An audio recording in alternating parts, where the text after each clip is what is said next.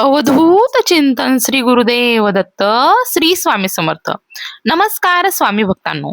आपल्या सनातन धर्मात काही असे पवित्र दिवस आणि काही असे महिने आहेत जे केवळ सण उत्सवापुरतेच मर्यादित नसतात, तर ते आपल्या जीवनात आध्यात्मिक परिवर्तन घडवून आणण्याची सुवर्ण संधी घेऊन येतात. असाच एक अत्यंत पवित्र काळ म्हणजे चातुर्मास. मित्रांनो, तुम्ही कधी विचार केला आहे का, चातुर्मासात इतकी व्रते, उपासना, जप, दान आणि सेवा का सांगितली जाते? या 4 महिन्यांचे महत्व नेमके काय आहे? आणि या काळामध्ये असे कोणते एक सोपे व्रत आहे जे प्रत्येक स्त्री पुरुष, प्रत्येक कुटुंब सहज करू शकतं?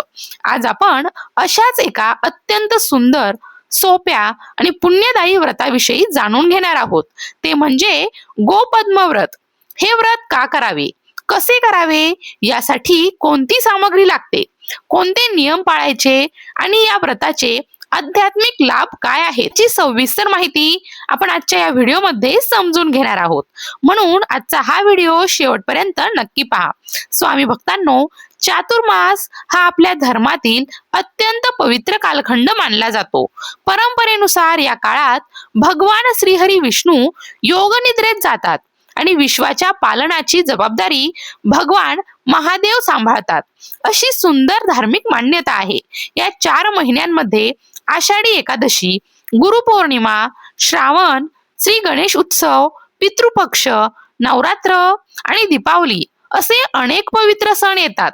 म्हणूनच या काळात प्रत्येक भक्ताने शक्य तितकी साधना करण्याचा प्रयत्न करावा. आता प्रश्न येतो, गोपद्म व्रत म्हणजे काय? गो म्हणजे गाय आणि आपल्या धर्मात गायीला माते समान मानलं गेलं आहे. वेद, पुराणे आणि अनेक धार्मिक ग्रंथांमध्ये गोसेवेचं महत्व सांगितलं जात आहे. आज प्रत्येकाला प्रत्यक्ष गोसेवा करणं शक्य होत नाही. शहरात राहणारे अनेक भक्त गायीजवळ जाऊ शकत नाहीत. याच कारणामुळे आपल्या ऋषीमुनींनी गोमातेचे स्मरण घर बसल्या करण्यासाठी काही सुंदर परंपरा सांगितल्या. त्यापैकीच एक म्हणजे गोपद्म व्रत. या व्रतात दररोज गोमातेच्या पावलांची रांगोळी काढून तिची भक्तिभावाने पूजा केली जाते. हे व्रत अतिशय सोपं आहे. कोणताही मोठा खर्च नाही, कोणतीही कठीण पूजा नाही, फक्त श्रद्धा आणि सातत्य आवश्यक आहे. हे व्रत स्त्री किंवा पुरुष, विवाहित किंवा अविवाहित, वृद्ध किंवा तरुण कोणीही करू शकतं. यासाठी मोठ्या तयारीची आवश्यकता नसते.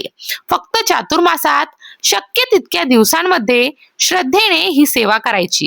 जर एखाद्या दिवशी काही कारणाने सेवा राहिली, प्रवास असेल, आजारपण असेल किंवा इतर अडचण असेल, तर त्याबद्दल अपराधी वाटून घेण्याची गरज नाही. परमेश्वर भाव पाहतो, हजेरी नाही. आता या व्रताची सुरुवात कधी करायची? चातुर्मास सुरू झाल्यानंतर कोणत्याही शुभ दिवशी तुम्ही याची सुरुवात करू शकता. पहिल्याच दिवशी सुरू करणे उत्तम आहे, परंतु काही कारणामुळे उशीर झाला तरी हरकत नाही.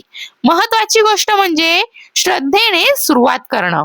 आता व्रताची पद्धत समजून घेऊया. धार्मिक साहित्याच्या दुकानात गोपद्माचा छापा सहज मिळतो. त्याच्या सहाय्याने किंवा स्वतःच्या हाताने गोमातेच्या पावलांची रांगोळी काढा. रांगोळी देवघरात, अंगणात किंवा घराच्या प्रवेशद्वाराजवळ काढू शकता. रांगोळी काढल्यानंतर हळद, कुंकू, अक्षता अर्पण करा. नंतर मनोभावे प्रार्थना करा. यावेळी तुम्ही श्रीकृष्ण, गोमाता किंवा श्री विष्णूंचे नामस्मरण करू शकता.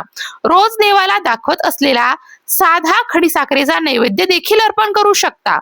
भक्तीमध्ये दिखावा नसतो, साधेपणामध्येच खरी दिव्यता असते. ही सेवा करताना मनात एकच भावना ठेवा, हे गोमाते, माझ्या कुटुंबावर कृपा ठेव. आमच्या घरात सुख, शांती, आरोग्य आणि सद्बुद्धी नांदो. ही भावना सर्वात मोठी पूजा ठरते. आतापर्यंत आपण गोपद्म व्रताचे महत्व, त्याची सुरुवात आणि रोजची सेवा कशी करायची हे जाणून घेतलं. आता या व्रताशी संबंधित काही महत्वाच्या गोष्टी आणि त्यामागील आध्यात्मिक अर्थ समजून घेऊया. मित्रांनो, आपल्या धर्मग्रंथामध्ये गोमातेला केवळ एक प्राणी म्हणून पाहिलेलं नाही. गोमाता ही करुणा, पालन पोषण आणि समृद्धीचे प्रतीक मानली गेली आहे. अनेक पुराणांमध्ये गोसेवेचे महत्त्व वर्णन केले आहे. अशी श्रद्धा आहे की गोमातेमध्ये अनेक दैवी शक्तींचा वास आहे. त्यामुळे गोमातेप्रती आदर, सेवा आणि कृतज्ञता व्यक्त करणं हे पुण्यकारक मानलं जातं. आजच्या धावपळीच्या जीवनात प्रत्येकाला गोशाळेत जाऊन सेवा करणं शक्य होत नाही. म्हणूनच गोपद्मव्रत ही एक सुंदर संधी आहे. घरात राहून अगदी काही मिनिटांमध्ये आपण गोमातेचे स्मरण करू शकतो. स्वामी भक्तांनो, या व्रतामध्ये गोमातेच्या पावलांची रांगोळी काढली जाते. ती फक्त एक रांगोळी नसते, तर ती आपल्या घरात शुभतेचे आणि मंगलतेचे स्वागत असते. रांगोळी काढताना घाई करू नका. प्रत्येक पाऊल भक्तिभावाने उमटवा. मनात श्रीकृष्णांचे, श्रीहरींचे किंवा श्री स्वामी समर्थांचे स्मरण ठेवा. त्या काही मिनिटांमध्ये मोबाईल, टीव्ही किंवा इतर गोष्टींपासून मन दूर ठेवा. कारण सेवा म्हणजे फक्त कृती नाही, तर मनाची उपस्थिती देखील तितकीच महत्वाची असते. अनेक जण विचारतात, जर एखाद्या दिवशी सेवा राहिली तर? याचे उत्तर अगदी सोपे आहे. या व्रतामध्ये कठोर बंधन नाही. प्रवास असेल, मासिक धर्म असेल, सुतक किंवा इतर अडचण असेल तर त्या काळात सेवा थांबवून नंतर पुन्हा सुरू करू शकता. परमेश्वराला तुमची परिस्थिती माहीत असते, म्हणून अपराधी वाटून घेण्याची गरज नाही. सातत्य ठेवण्याचा प्रयत्न करा, पण भीती बाळगू नका. आता या व्रताचे उद्यापन समजून घेऊया. चातुर्मास संपल्यानंतर कार्तिकी एकादशीच्या दिवशी उद्यापन करणं शुभ मानलं जातं. जर त्या दिवशी काही अडचण असेल तर त्यानंतर सोयीच्या दिवशी श्रद्धेने उद्यापन करता येतं. उद्यापनामध्ये एखाद्या सुवासिनीला प्रेमाने घरी बोलवा, तिचा सन्मान करा, हळद कुंकू लावा, शक्य असल्यास भोजन द्या किंवा दूध, फळे किंवा प्रसाद अर्पण करा. तिची ओटी भरा. तुमच्या कुवतीनुसार ब्लाउज पीस, नारळ, हळकुंड, फळ किंवा इतर मंगल वस्तू द्या. यामध्ये दिखावा करण्याची गरज नाही.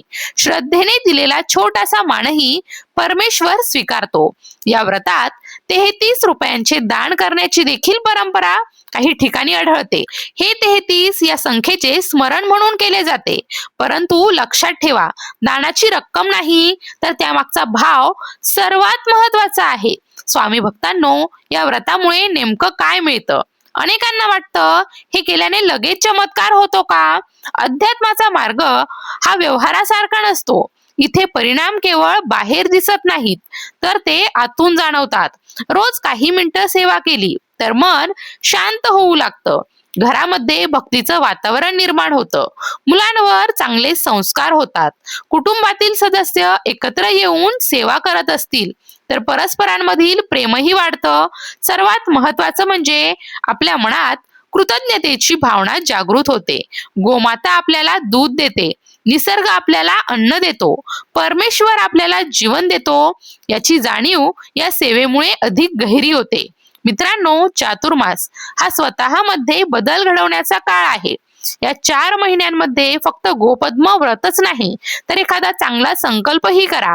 रोज नामस्मरण, रोज एखादा स्तोत्र, रोज एखादी चांगली कृती, रोज कोणाला तरी आनंद देण्याचा प्रयत्न, हीच खरी साधना आहे. लक्षात ठेवा, मोठमोठे यज्ञ करण्यापेक्षा मनापासून केलेली छोटी सेवा अधिक प्रभावी असते. म्हणून या चातुर्मासात शक्य असेल तर गोपद्म व्रत अवश्य करा. ही सेवा केवळ परंपरा म्हणून करू नका, तर प्रेमाने, विश्वासाने आणि पूर्ण समर्पणाने करा. आणि शेवटी गोमाता, भगवान श्री कृष्ण, भगवान श्रीहरी आणि श्री स्वामी समर्थ यांच्या चरणी एकच प्रार्थना करूया.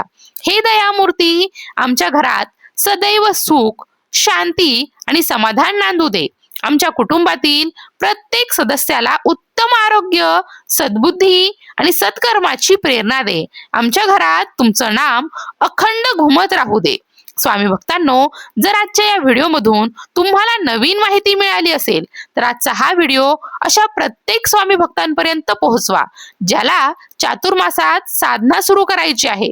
कारण कदाचित तुमच्या एका शेअरमुळे एखाद्याच्या आयुष्यात भक्तीची नवीन सुरुवात होईल. चला, सर्वांनी मनोभावे 3 वेळा म्हणूया. श्री स्वामी समर्थ. श्री स्वामी समर्थ. श्री स्वामी समर्थ.